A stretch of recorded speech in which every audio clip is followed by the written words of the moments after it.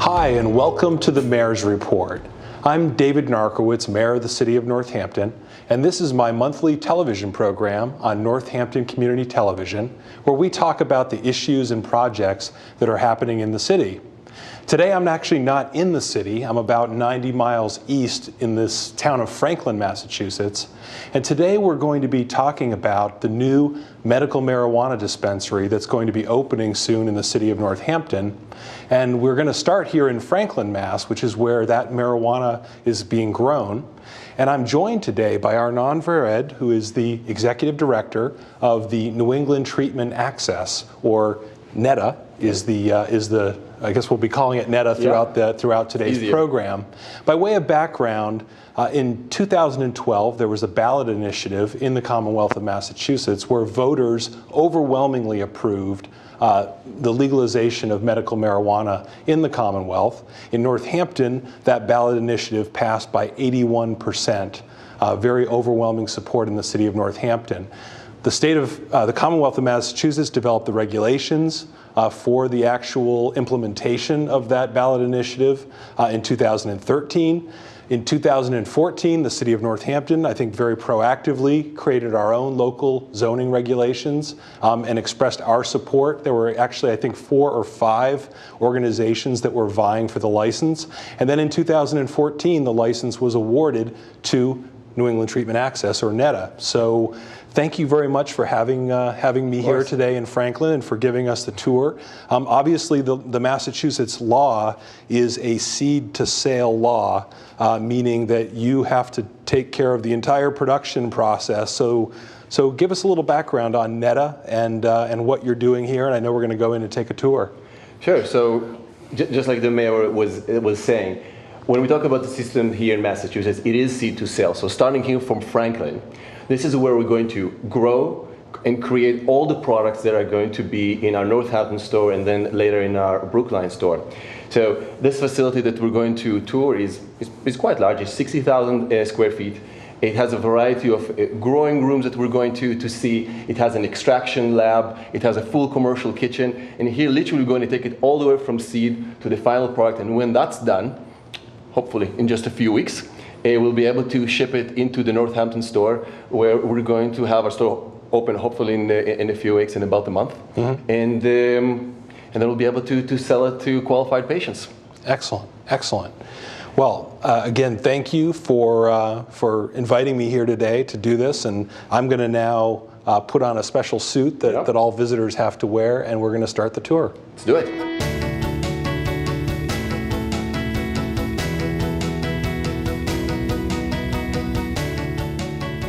You've got me dressed up in this very attractive-looking suit, and it looks like we're right outside the doors of this limited access area. So talk a little bit about why I'm wearing the suit and some of the security and other safety measures that you have in place. Sure.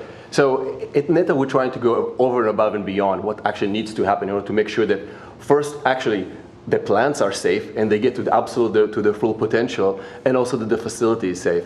So the reason why you're wearing a suit, and you'll see as we go around the building, everybody here is in uniform, is to really make sure that nothing from the outside world that can impact our plants gets in there. Mm-hmm. So the first thing that people do when they come to work is they change into those uniforms that are specially treated before they even go in. Then they have to go through an air shower. Most people have never seen an air shower before. Today we're going to go through one. And then there's another element, which is the actual design of the building. It's compartmentalized, and we're going to see that as well, which means that if there's a problem in one area with some plants, that it's not going to go into another area. And we put a lot of effort in order to be able to do that. Now, from a security perspective, obviously, there's a lot going on here from that perspective. So we have 24/7 security. We also have an unimaginable amount of cameras that look at every corner of this building. Obviously, we have a big safe, and certain rooms are even more safe than another. You can't even go from one room to another because we have an RFID system that makes sure that only the right people go to the right areas.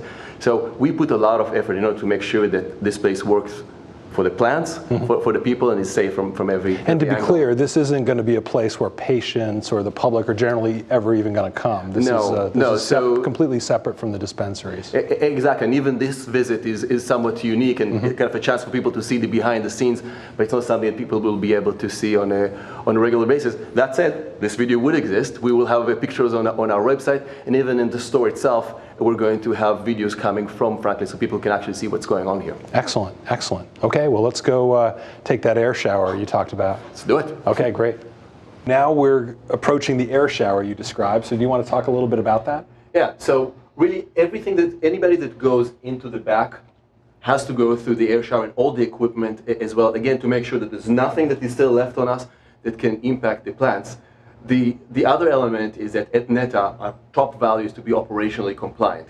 But if you just tell people and put signs and say, do this or do that, it gets old after a while. So we actually have a sign inside the air shower that says, dancing, required at all times in the air shower, and we mean it. And there's a reason for it. It's not just that we say dance, it's because if you just stand like this, it's not enough. You really have to lift your hands, walk around, lift up your feet, and then it really gets rid of all the stuff that we want to get rid of. Okay. So. All right, so after you. What do I do? Just do I just open the door? Yeah. Okay. Just walk in.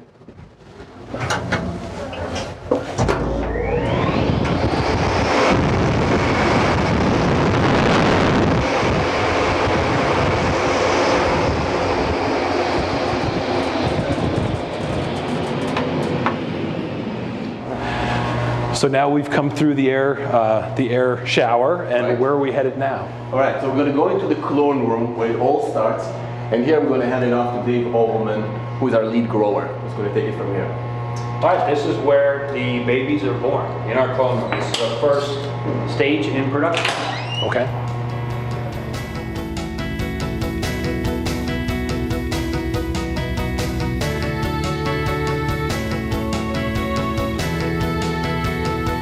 We're in the clone room, and it's a room full of lights, and what's going on here? What part of the process is this? This is actually our first batch of clones. We started here with 6,000 seeds. That was a library of 200 different strains. We are currently working through those strains to find our best quality strains and our best phenotypes within those strains. Okay. Right here, this is a dome of clones that we cut. On this sheet of paper, we indicate the mother of the clone. That way we know the genetic line. So that mother goes into a flower room. Once we see the quality and production numbers on it, we can basically track back and say, yes, this was a good strain, this is good quality. Once our testing numbers come in, we can also continue this this genetic line on. So what we do here, this is part of our MJ Freeway tracking system. These each have a barcode. Every one of these plants has a plant ID. So at this And that's point, going to follow them throughout this whole process in terms of having a barcode. This actually will go, this sticker in general right here will actually track all the way through the facility until this comes to trim. And when you talk about different strains, I think most lay people may think there's marijuana and there's marijuana. That's but there's actually lots of different strains, lots of different varieties, et cetera. So just talk briefly about that. Absolutely, there's all different health benefits. It depends on basically the makeup of the cannabinoids. So if it's high in THC, obviously this is the antipsychotic, as opposed to something CBD, which is, and CBN, which is more the medicinal side of things. Take a look here. These plants are actually a week and a half in. Wow. You see the root structure. These are actually ready for transplant to move on to the next stage. So you're the lead grower. Talk a little bit about how one becomes the lead grower for a medical marijuana operation like this. What's your background in this fairly new field? Actually, I kind of fell into the deal approximately 7 years ago. I got a degree in meteorology, and I have mostly construction and landscaping background. I started actually building out a facility in Colorado, in Denver, Colorado. Okay. Colorado being the first state in the country to legalize marijuana. So right on the cusp, I was actually helping out build one of the largest grow operations in in the state of Colorado. So I learned from the ground floor how these things need to run and be built. From there, I spent 3 years there. I worked my way up, was their head of operations. And from there, I actually went to another grow facility and learned solely how to grow from there and become a master grower. Spent 2 years there, and here I am. Okay. So you're bringing a lot of experience and obviously a lot of the trial and error and some of the other things that Colorado has already gone through. Absolutely. Which I know informed some of the laws that the law here in Massachusetts was informed by what had already happened in other parts of the country. Correct, yeah. So we basically worked through all of the kinks compliance-wise, we feel like, in Colorado, learned through every step, and have now come out here and has been able to apply it and be able to have a fresh start and really do it right. Okay. So how long are they in the clone room, just again to review? Depends on strain, but anywhere between 7 and 14 days. And then then they get moved on to the next phase in the process. Correct. Into the nursery. So that's where we'll go now. Awesome. Excellent. Let's do it. Yep.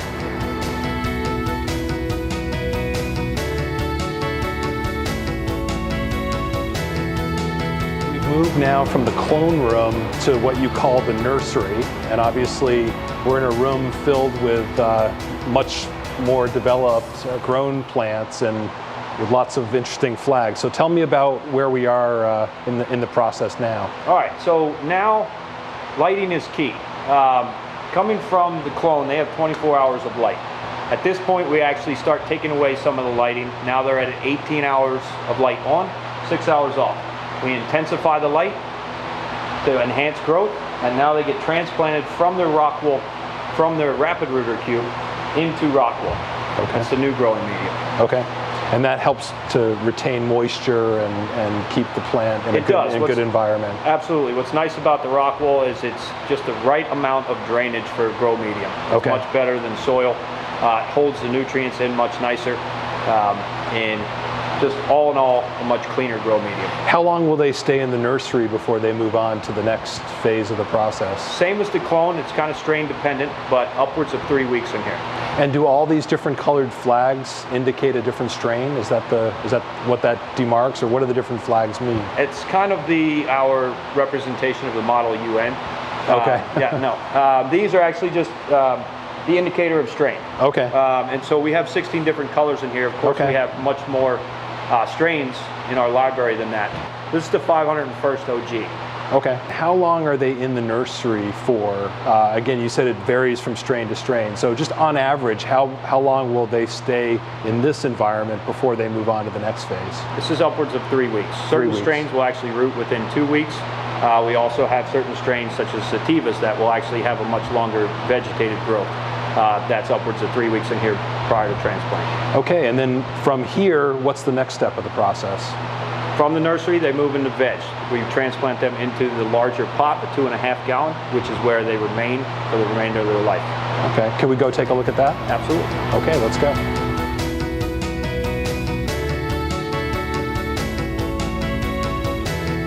We have 4 veg rooms, vegetative state rooms, all equal sized. We do that also to keep everything in compartments. That way, in case anything does happen, we keep it local. Something meaning like if there's some kind of a problem with the plants? Any type of pests, molds, mildews, that kind of stuff. Okay. But we take precaution of that, and with this, as sterile as this facility is, we don't foresee having any issues. Excellent. So what are the folks doing behind me? Talk a little bit about what what operation is happening right here. At this point, they're repotting the plants. We actually pre-treat the rock wool to a lower pH.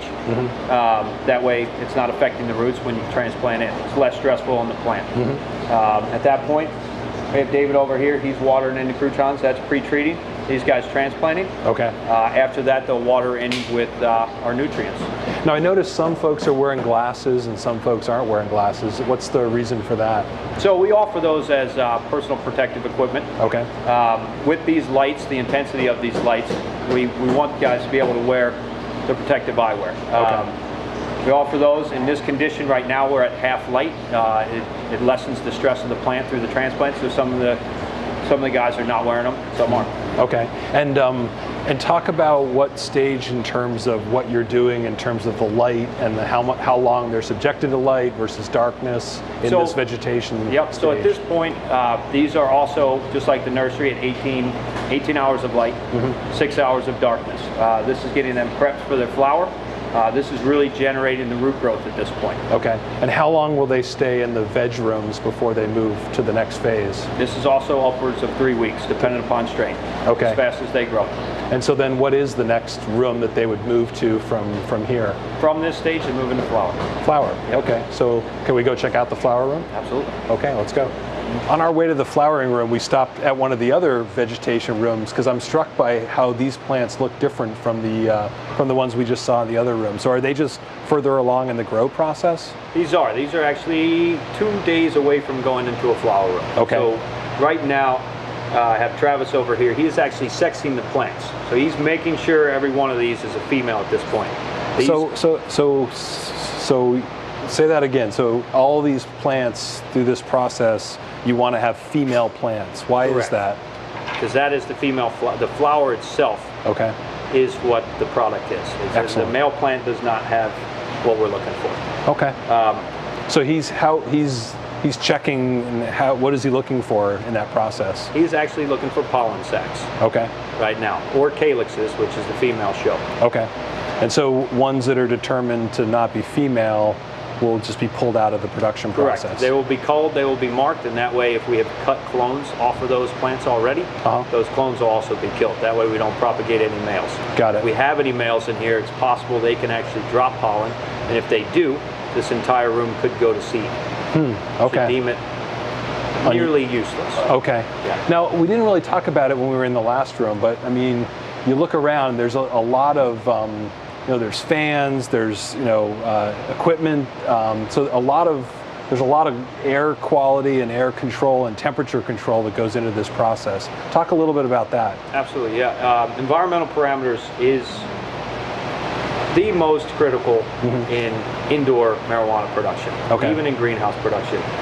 We want to maintain 72 degrees in our vegetative state. Okay. Also, humidity is definitely something we want to control. 45% is optimal for growing, nothing more than that. Otherwise, we can possibly have mold issues.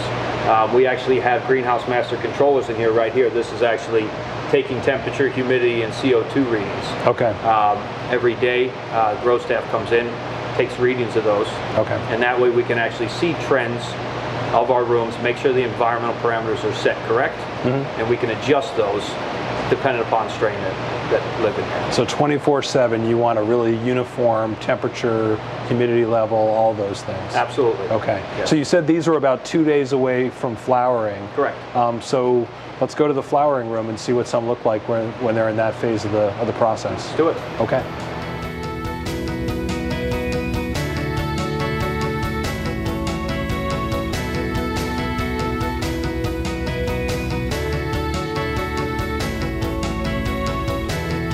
Now we've moved into the flowering room, which I can see how it gets that name because these plants are really much different than the ones we just left in the veg room. Correct. So talk about where they are in the process and what the goals are when you move them into the flowering room.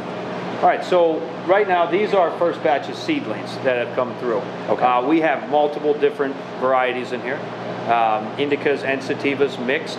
So some of these plants we're actually at 35 days into flower. Okay. Some of these plants will be finished in 25 days, the heavy indicas, and some of these plants that are heavy sativa will take upwards of another 35 days. Can you talk just a little bit about the difference between the indicas and the sativas, just for people who may not understand what those terms mean? Basically, it's the medicinal properties of these and the location that they've come from. Okay. What we're looking for at this point is the finishing product. So right now we're looking at the trichome generation on these plants. That's truly where all the medicinal properties lie. Okay. So right now we're basically going to watch these and wait for them to start ambering. Once they do, it's time for harvest. Now we're wearing sunglasses, and because there's a noticeable increase in the intensity of light here. What's the difference between what's happening here in terms of the conditions you're trying to create versus what was happening in the veg rooms? So in the veg rooms, the nursery in the veg rooms, and even clone, is representative of springtime. It's much more cool blue light. Once they come in here, it's more indicative of the summertime. We much have an orange and red spectrum of lighting. Towards the end of their cycle, actually, we will drop the room temperature down to replicate fall at night. That way the temps get lower. The actual quality of the flower comes out. You'll actually see a lot more different colors. Certain strains will purple, and that's just to kind of replicate that seasonal change. Okay, so literally the fall harvest time, Correct. Trying to replicate. Absolutely. Okay, so then from here, once they leave this room, where do they go next? From here, it's harvest. Harvest. So our flower supervisor will work in conjunction with the harvest supervisor and coordinate with him or her on which strains are actually ready to come down. Okay, can we go see that part of the process? Let's go. Excellent, excellent. Tram. So Dave, we were on our way from the flowering room to the cultivation room, and I wanted to stop here because I was trying to understand what is all this equipment. Seems like it's related to water. What's going on here? This does look pretty sophisticated. What this is our RO system, reverse osmosis. Okay. Purifies the water. Okay. It's something that Netta does. It's definitely above and beyond what is truly required. Okay. For myself, it makes my job much easier. It allows me to start with pure water. Okay. That way I can do what I need to do to manipulate it for the plants to get the best quality we can get. So you're bringing in water from the town of Franklin, and then you're running it through an internal purification Correct. system. Yes. This is a large carbon filter. This is actually stripping out the chlorines. Okay. And then from there, sediment filters, more carbon filters, and then fine sediment membranes in the back. Okay. It takes everything out. That way we can put what we need to in. Got it. So again, it's all part of the overall goal of trying to really control the conditions under which these plants are growing. Absolutely. With consistency, being able to start this way, we can keep everything consistent. Through consistency, we can up the quality going forward. Excellent. Okay. Well, let's keep going and see the next step. Cool. Do it.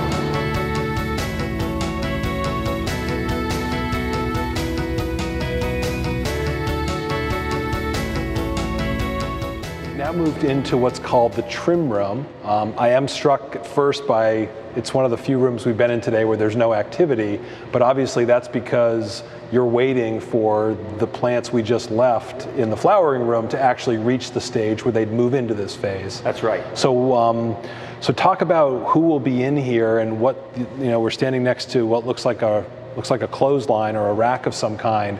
What will happen in here when those plants move in from the flowering room to the trim room? All right, so at this stage of the process, the flower supervisor, like I was talking about in the flower room, they deem the product quality ready. Once that happens, we take a batch from there. It's dependent upon strain and plant count. We take that batch, take it down, it comes in here, it gets weighed as a whole plant. Okay. From there, a trim team leader designates those plants to one of the trimmers. The trimmers will be lined up here at stainless steel tables. We have nice stools that are coming in for comfort.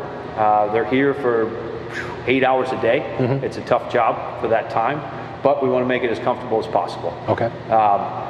From that process, they take the whole plant, comes over, they take off all the fan leaves. At that point, they have their whole flower. At that point, you're trimming off all the sweet leaf. Okay. Which is the stuff that actually goes into the edibles. Okay. From there, it actually hangs on this fancy rack, which is a Z rack. Okay. Which we retrofit with, actually this is fishing line. Plants will actually hang right on here and go into the drying room where they'll spend upwards of 3 weeks curing. Okay. And I know that you mentioned at the beginning of the process that each one of these plants gets a barcode that kind of follows them through their lifespan. So talk about when you bring it in here and you've got to weigh it, and then suddenly it's being cut into various pieces. How do you maintain the controls that you need to have to comply with the state regulations? Right, so every barcode coming in, at that point it becomes a batch. So let's say we take 15 plants, one strain. That becomes a batch. At that point they get weighed whole. They get given another barcode. At that point it goes on a Z rack. Each Z rack will have its individual batch. That way, as the trimmers finish, we have a whole weight, we have a waste weight, we have our lab weight, and our flower weight. All those put together equal the whole weight. It's double checked by the trim team leader and the harvest supervisor. At that point it's hung, gets a batch, ID tag, and taken into the trim. So then it's, you said the curing process was how long does it take in terms of how long it has to stay on these racks? It's truly strain specific again. Okay. Depending upon the density of the flower, it can take upwards of 3 weeks. We Okay. have our room, it's temperature controlled, humidity controlled. Some strains will take 10, 11 days. Other strains, larger flowers, can take up to 21 days. And you mentioned waste. So what happens? And I noticed there's some trim waste barrels around the room. What happens with the waste part of the plant? The waste is disposed of through our disposal room. We have a massive shredder in there, which is actually one of my favorite toys of the facility. Okay. What we do with that is it is also batched, coming from trim, just like everywhere else through the warehouse. Each one of those trash barrels, if it comes from, say, flower room 138, needs to be indicated in MJ Freeway and also in a paper log as backup. So we send that through. It has to be mixed with 50% inert or compostable material. That way it's deemed unusable. We run that through the shredder with the inert, the plant waste with the inert material. It comes through, it's basically just slop at that point. Got it. Gets bagged up and disposed of in our locked up dumpster. Excellent. Okay. And again, that's all by state regulation. All of these things have to be kind of controlled. Correct. So that there can be no issues around diversion or things. Correct. In fact, things that's staying here in the facility and right. Yeah. The product actually, each time we do a disposal, we call for an escort with a security guard. That way we have two sets of eyes on it. Security guard escorts the cultivation staff to the disposal room, and they work together. Okay. And obviously, I know you mentioned there'd be staff in here. About how many staff will be in this room when it becomes operational? Upwards of 30 people. 30 people. Yep. Okay. Excellent. And same, what are the quality control requirements in a room like this? Obviously, we don't have the same bright lights that you've had in the other rooms. What's happening here in terms of environment? Truly comfort for the trimmers at that point. Okay. You know, we'll because the plant's reached the end of its growing process. Correct. At that point. At this point, let's make it as comfortable for the trimmers. It's going to be 65 to 70 degrees in here, and yeah, perimeter-wise, environmental-wise, it's at the end of the plant's life. Yep. It'll be relative to the remainder of the facility, probably 40%. Now we're shooting this the end of July, and so when you're thinking about what's happening in the flowering room, how soon before those plants will be moving into this process? Do you estimate? We have one flower room that will be coming down in 15 days. Okay, so in a couple weeks, this room will be full of staff and activity, and absolutely, and the process moves forward. I'm rejoined by the executive director, Arnon Vered, and Amanda Rossitano. Amanda Rossitano, who is the Director of Operations here at the facility in Netta. So we've gone through this whole process, and I've heard a lot about strains and kind of getting back to where we started and why we're here in the first place, the medicinal, medical marijuana, and trying to really provide an option for patients to have access to the medicinal qualities of these plants that we've been talking about. So give me a little bit more information about that part of this. Sure. So we've walked you through the process, the life cycle of the plants, and essentially, at the end of that stage, we're left with the what we call the raw flower, or the flower product, and that flower can come in a variety of different strains, and those strains all have a different cannabinoid profile, and the cannabinoids being the active ingredients that make marijuana medicinal. So those strains, can really be effective for a variety of different medical conditions, and it's really a very individual-based treatment. So what works for one person may be different, may work differently for somebody else. So somebody who has suffering from cancer, or someone who has dementia, or just whatever the particular That's right. issue. So essentially what we do with that product is a couple of things. First, some of that raw flower will go into our commercial kitchen and extraction area, where we'll make extractions or concentrates, which are essentially we're separating those active ingredients from the marijuana plant plants to create a very pure, very refined, concentrated product, which happens to be, usually more potent than the flour product. But also some of that flour product itself will go to the store and be sold as flour. There's other products that we make in our kitchen, edible products. We have topical products that you put on the skin. These are products that might be good for arthritis, or other types of joint pain. Just give me an overview. What are some of the medical conditions that it's been shown that medical marijuana is efficacious for? Sure. Well, the state has really outlined a number of conditions that you would sort of automatically be qualified. Thank you. Cancer, HIV/AIDS. MS. Thank you. So, ALS. It's a lot. But then there's also a level of discretion between a doctor and a patient. And if a doctor feels that this medicine could be beneficial for you, if it can really improve your life in some way, there's really an endless number of conditions that could benefit from this drug. Now, is there an interface at all between the expertise that you folks have and the physicians in terms of when a prescription is written or someone's given access through the state's program, like what particular strain they may be directed toward depending on the condition that they have? Sure. So that discussion is really between a patient and a doctor. But what we're trying to do is try to keep up with the research as much as possible. So as a dispensary, we're not allowed to give medical advice per se, but we at least can try to tell people what worked for other patients in similar conditions. What we've seen in places like Colorado, I had the program open for several years.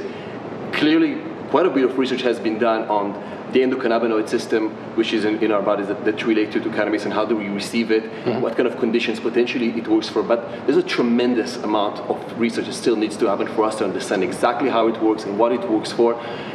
We see for evidence that it works for some people, for some conditions, and then getting into the specifics, more research needs to be done, but we already know quite a bit. Excellent. So essentially when a patient would come into the Northampton dispensary, we would really help to guide them towards a product that might be right for them. We focus on a concept that we call where to start. And that really sort of hones in on what is the patient looking for? What is the patient looking to get out of this medicine? From there, we can walk through several steps of trying to identify, the type of cannabis that might be best for them. There's sativa, indica, CBD, and then hybrid strains, which are a combination of those things. And the different types of cannabis typically have a different effect. A sativa is reported to be very good for daytime use. It's more of an energetic, cerebral feeling, whereas an indica strain would be better suited for nighttime use. It's a more body experience impact, and is reported to help people with sleep, to feel calm, relax, and of course, both of these types of strains are reported to be effective on things like pain, and it really is dependent on the patient and how the patient experiences it. Right, and I think the other thing that's important to mention is that when we talk about pharmaceutical grade or medical grade marijuana, is the process that happens actually between here in Franklin and Northampton, which is the testing regimen that we have. Okay. So there's a significant amount of testing that goes through our products to make sure that they're safe to use, but as importantly, what is the actual cannabinoid profile? So how potent they are, what is the level of THC, CBD, some of the other elements. So when people really buy the product at the dispensary, as opposed to what happens if they would buy it anywhere else, on the black market, they really know what they're getting, know exactly where it's coming from. And when we talk to patients, especially patients in Northampton, recently we had a variety of groups coming in and talking to us. That's something that they're really looking forward to, and we'll be able to do that. Okay, so we're going to see later on in the episode, we're going to actually go see the Northampton dispensary facility on Conn Street. Right. But let's just stay here in Franklin for a second. So what happens next? I think the last place we were the trim room, and so where does it go next before it gets on the road to Northampton to be delivered to the dispensary? Sure. So if we're talking about the raw flour that Amanda was talking about, then it's in our safe until it's ready for transportation. We have very unique ways in the way that we're transporting the product all the way to Northampton at some point to our store in Brookline. But some of it is actually processed out back. Okay. Which is, we have another set of rooms that includes an extraction lab, we have a prep kitchen, and then we have a full commercial kitchen that's going to create the array of products that we're going to have. And we really find that different people have very different needs, and because of that they want different products. One product we should mention is vaporizers. Okay. So many people prefer to smoke the product. Many people prefer not to do that. And a vaporizer is an easy way both to understand the dosage and to actually consume the product. That's something that we're going to offer. I think it's really important. It's going to be created just like all of our products right here. Right here. Okay. And then when you talk about edibles, what are the, because I know people, talk a lot about that. What are the kinds of products that you'll be making in terms of edibles for patients who want to, consume it that way? Sure. Yeah, so I mean, we're going to have sort of your what's to be expected, your brownie and a chocolate bar. Those are things that patients really are expecting and that they want to have. We're going to have things like lozenges, and as time goes by, we're going to develop, really see what our patients want, what they need, and develop a product line from there that sort of accommodates the variety of different needs that our patients have. Now, I know that the first dispensary opened in Salem already. I suspect Northampton's probably going to be a close second. Second or third, yeah. Second or third. So we've seen what's been going on in the flowering room. How long before you estimate that product will actually be delivered to Northampton, to the dispensary there, and patients can begin accessing? Right, so we're still saying early fall. Okay. Hopefully it's going to be September. It might seep into October, depending on a variety of environmental factors in here. But it's coming. As we've walked around today, I've noticed the Netta logo prominently throughout the facility. And talk a little bit about that and the words that are in that logo and what that means. Yeah, so New England Treatment Access obviously is the long name for Netta. And really the focus is the treatment access. So when we started this thing a few years ago, frankly it was a dream that we'll be able to actually be in a facility like this. The plants are growing and we're weeks away or maybe a couple of months away from actually opening our doors. So the treatment access is the focus, and we're very happy that we actually are in that spot right now. And then philosophically for Netta, there's really two overriding principles. One is being operationally compliant. So obviously we're very regulated by the Department of Health, and there are very strict and detailed regulations, but we're trying to do that and go over and above that in order to make sure that we're really doing everything by the book, and we need to do it. And we're going to continue to do that, and that's very important for all of our employees and in everything that we do in the community. The other one is do the right thing. So in everything that we do, both as employees, at the store, we're not always going to have all the answers to all the questions, but then we need to stop and say, okay, what is the right thing to do? And typically the right thing to do is to put a little bit more effort, do a little bit more research, and take that extra step in order to make sure that we can really get patients the medicine that they deserve and that they need, and to give them the best advice in order to do that. Excellent. Okay. Well, I really appreciate your allowing me this opportunity to kind of take a behind-the-scenes look at this facility. It's a very complex operation, and hopefully viewers back in Northampton who've been kind of wondering about this process and driving by the dispensary and kind of thinking about how that's going to be opening soon, this will kind of give them an insight into all the work that goes into creating the product, the medicine that you're going to be dispensing in Northampton. So thank you very much. Thank you, Amanda. Obviously, thank you to Dave for giving us the tour of the growing process. Thanks again for everyone for tuning in. We're going to be picking this back up again. Won't be wearing this suit when you see me again probably, but we'll be back in Northampton where we will take a visit to the dispensary, the Netta Dispensary on Conn Street.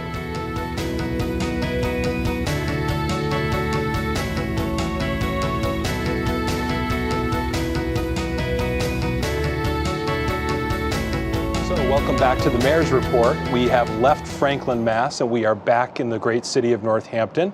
And we're down on Conn Street, actually 118 Conn Street, and we are at the almost home of the Netta Dispensary. They're not open as we're filming this today, but probably by the time you see it, they may actually be in production. I am again rejoined by the executive director of Netta, Arnon Vered. Good to see you again. Yeah. We're not in our white suits, Right. or I'm not in my white suit anymore. We're also joined by Leslie Laurie, who many of you know as the founder and longtime executive director of Tapestry Health Systems, who is now the Western Regional Director for Netta. And so it's great to have you along with the tour as well.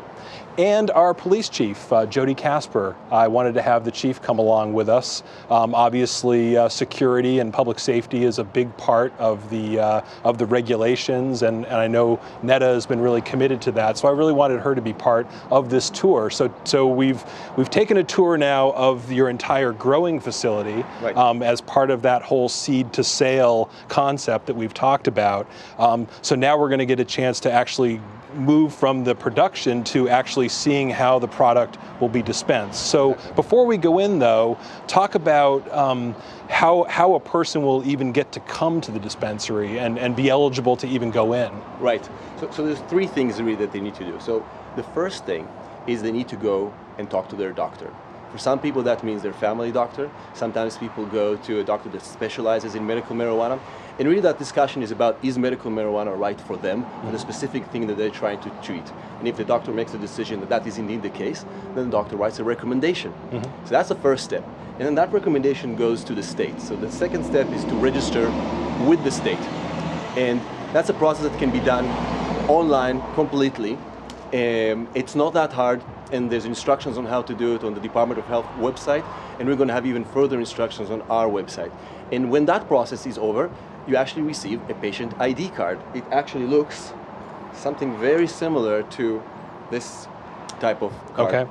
So once you have this card, then it's the third step, which is actually coming to the dispensary here at Netta. So when you come in, you have to really do two things. The first thing is obviously bring your card. And the second thing is bring the ID that you use in order to create this card. For most people, that will be your driver's license. Okay. The second thing that we recommend is actually printing the patient information that we have on our website, and especially the forms. It's a patient handbook. If people can do all the paperwork before they come in, it can speed the process, especially in the first days and the first weeks. Okay. So if you have all of that, you're ready to go. Excellent. So let's say you are a patient who has received that card, Yep. and now you want to come to Northampton to the new dispensary, and you Yep. want to access the building. Yep. What'll be the first step? So the first step, and that probably tells a lot about Netta and how we think about the world, is the welcome. Because the whole idea of this dispensary is really to be a welcoming place for all patients that are coming in to deal with whatever it is that they're trying to work on. So at this point, you would show your card to this camera. We have our security and intake staff in there. They're going to take a look and say, oh, okay, well, you have your patient ID, and then you'll be able to go inside. All right. That's the process. Excellent. Okay, so we'll get buzzed in, and then we'll look at what the next step in the process is. Let's do it. Okay, great.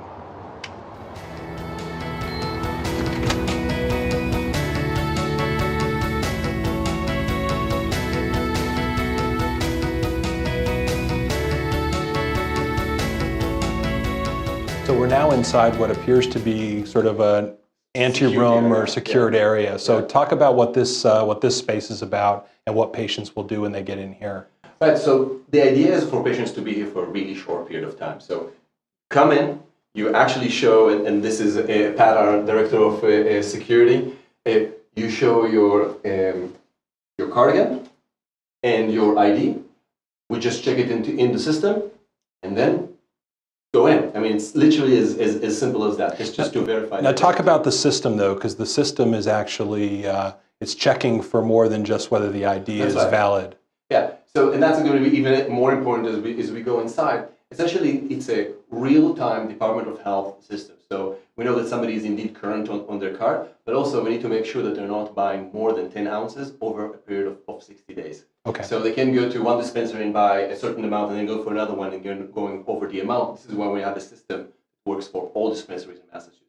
Excellent. Okay, excellent. So then once they get clearance from there, we then get buzzed into the main dispensary.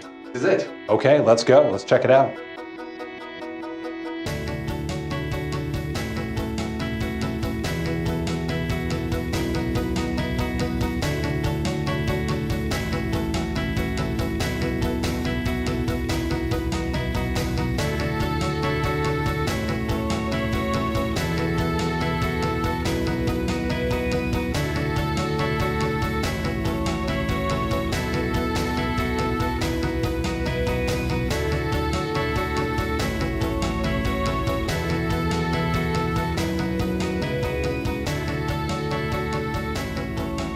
So now we've walked into this really incredibly beautiful, like wide open space. It's interesting because people who may remember this facility, it was formerly Bay State Medical Center had medical offices here, medical practices here. So had you been in here before, it was a series of small little offices, kind of a standard medical office.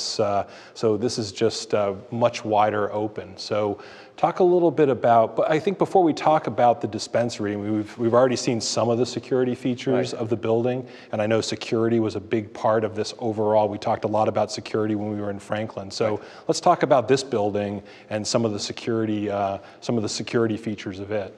Right, so there is a lot of security in this building. It's even a little bit over the top. So we have a security person that's going to be in the building in all hours of operation, even a little bit before and after. So all the doors that we go into, so some of the limited access areas that are behind us, they're all RFID controlled. Some of the areas actually need to have biometric entrance. We obviously that's like a fingerprint, ID. Okay.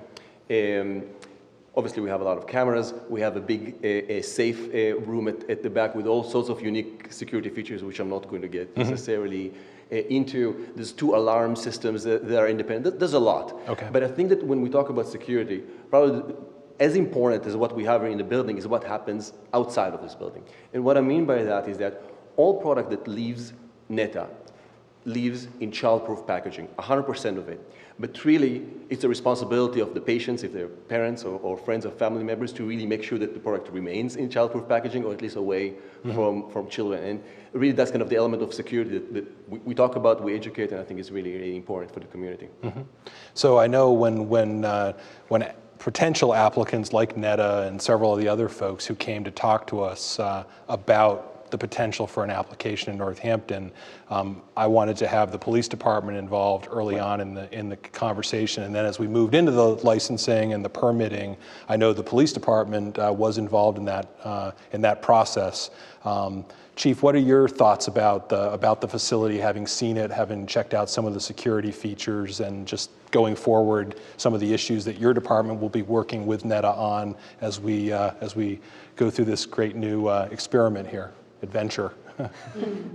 Yeah, it's certainly been a cooperative relationship thus far. I'm sure as we move forward, it will continue to be that, and that's fantastic. Certainly, getting a tour of the building, it's very impressive. You know, it's a interesting open space in here, modern, really kind of a neat feel inside, and seeing all the security features, it's impressive. It's probably one of the most secure buildings in our community right now, with a number of different features that they have protecting the staff as well as the product that they're going to have here. So, it seems like a really well thought out and well controlled product in here. So we're pleased to see that, certainly.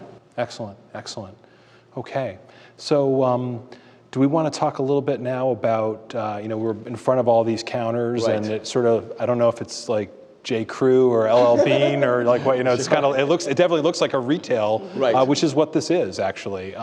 So let's talk about that. Like how is that, what sorts of products, how will they interact with people, and then hopefully we can talk a little bit about just some of the larger patient issues as well. Excellent. Yeah. So there's going to be a lot of products here, and people often wonder, like, why do you need so many products? And really it starts with a very important premise, which is we're all very different. So people metabolize medical marijuana differently, and they react to different products differently, and it has a different impact on them. And that's very important. And the other element is that people are looking for medical marijuana to do something different from them. So it could be that somebody is looking for something for the daytime versus the nighttime. It could be that they're looking for something that's going to have an impact right now because they're feeling the pain right now. Or it could be that they're looking for something that's a little bit more sustained and even over time. So it really depends. And because of that, we have such an array of products, and we can go a little bit more into the details, and I can give you a few examples. Yeah, go ahead. Yeah, sure. Yeah. So, for example, if somebody wants to have an impact pretty much immediately, they will probably go for something like a vaporizer, or they will smoke flower, or maybe they'll use some of the pills that we have.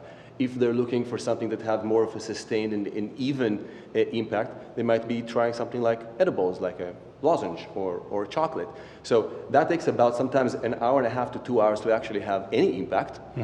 But then it can have an impact for 6 hours. So it kind of really depends on what people are looking for. And then there's the element of strains. right? Which we talked about in Franklin a lot. Yeah. Yeah, so strains already give you a different impact, and what we see here in the stores, for example, with this block here, people will actually be able to sample the product, not in actually tasting it, but at least smelling it, and kind of get a sense from that perspective. Okay, and are the staff here? So I mean, there's going to be some sort of a consultation process that'll happen just naturally. People who may be coming for the first time, right. And trying to figure out what might work well for their particular condition. Right, and that's a discussion that we typically have. So there's a few questions. So what are you looking to solve for? Because, and it's not always easy. So even somebody, let's say, that has MS.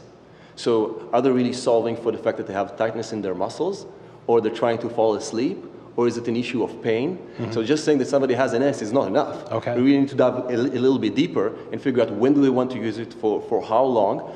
And then there's an important discussion about safety. So let's take edibles, for example. So a lot of people heard the stories of people who have taken too much. We talk about the concept of low and slow. That's very, very important. So you want to take very little in the beginning, certainly for the first time. We typically recommend 10 milligrams or less, and we are going to have several products that come at 10 milligrams. And then you want to wait for at least an hour and a half or 2 hours to see how it impacts you. So if it shouldn't be, oh, I don't feel anything, so maybe I should take a little bit more. Certainly not in the first time, and then wait another 6 hours to see the full impact, and only then start potentially taking more if that's what you need. Maybe that's enough. Excellent. Okay, and I know we saw there's another part of the dispensary where you actually have some consultation rooms where people can actually sit down if they need to have a more extended consultation about it. Exactly. So if somebody wants to have more than the probably 5 to 10 minutes they're going to spend at the counter here, we certainly have rooms where they can go and have a slightly more private conversation and more of a sit-down conversation to do that. And another element that is going to happen here that I think is important is that, and it's kind of different, I think, at least for a few people, is that you actually know exactly what is the product that you get. So we're going to have literally the cannabinoid profile, all the ingredients that go into it, a description of the testing that went into it. So there's a lot that goes into kind of buying a product from here. Excellent. Okay, Leslie, you've been involved in public health for so many years. Talk a little bit about just how important this is as a public health facility.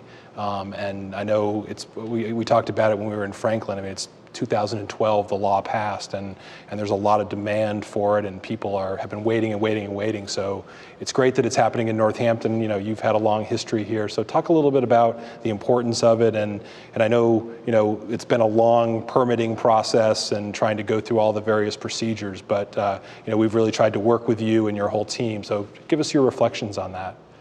Well, I think what I would really want to start with is just an enormous thank you to you as the leader of Northampton through this really complex effort to open our doors. And the community has been amazingly welcoming, and it's the Northampton that we all love. A city council that really rigorously looked at, you know, security, what the facility would be. Zoning, things like that, yeah. And impacting the neighborhood, and the kind of support that we've gotten from, you know, Pleasant Journeys across the street, or just the neighbors in the area and the hotel across the way. It just has been really an astounding welcome to what I really feel is one of the most important new public health efforts that we have in our country. And the idea that what Northampton will be is once again that beacon of really starting something right that will really benefit so many who really need this important medication. So I feel so proud to be able to say we're in Northampton, and with the biggest of thank you. And I think many in this community and across Western Mass will really be thanking all of us for the important treatment very soon that will be available to them. Excellent, great.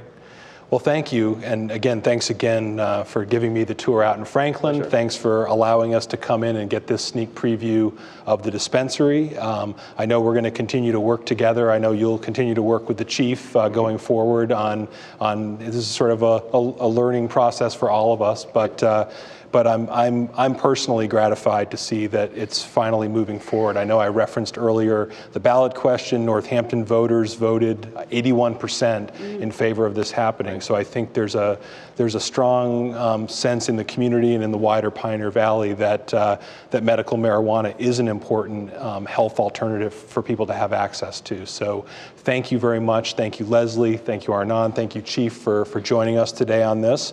And thank you to all of you for tuning in to another episode of the Mayor's Report.